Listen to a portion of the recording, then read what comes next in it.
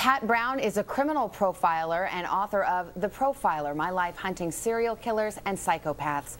Pat, good morning to you. Good morning, Savannah. Well, we have this cluster of 4 bodies found in one area, and then a few weeks ago they discovered another set of 4 bodies. What reason would police have to think that these are connected? Simply the fact that you just don't get 8 bodies in a particular location that close together. If they're going to be 2 different sets of serial killers, it's just highly unlikely that anybody said, hey, here's a great dumping ground, you should put your bodies here as well. So likely one person. But there were distinctions, weren't there, between the first grouping, in which all the victims were found in burlap sacks, and then these latest 4 victims we know a lot less about. In fact, we don't even know their gender. Right. Well, usually what happens in a case like this is perhaps the first 4 were thrown there.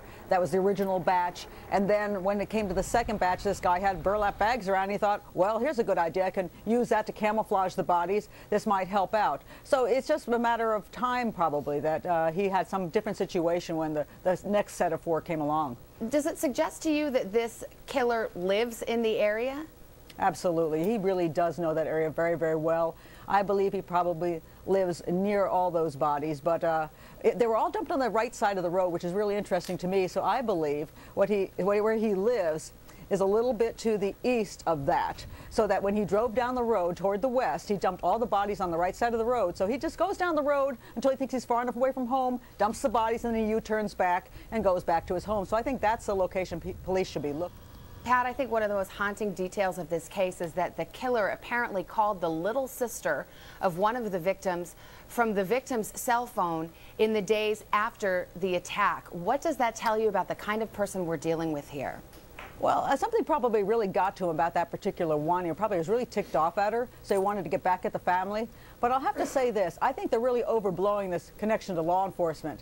The reason he probably made the phone calls from the crowded places was simply that he was there. So I think it's more important as to where he was, who was also on was in Long Island and also had some connections to Manhattan. That would be the really big key to go out to the public so they can help with the tips. I don't think he's being that brilliant. I mean, he does do pretty well hiding the bodies, and he could be watching something like Dexter or watching CSI and getting his ideas from there. I don't think he has to be law enforcement. I think we shouldn't jump to that conclusion and throw out all the other tips that have nothing to do with law enforcement. Well, whether or not he is law enforcement, which you say if people focus too much on that aspect, it might throw investigators off the track and they'll ignore good tips. What can police do in a situation like this when several of these bodies have been missing for years?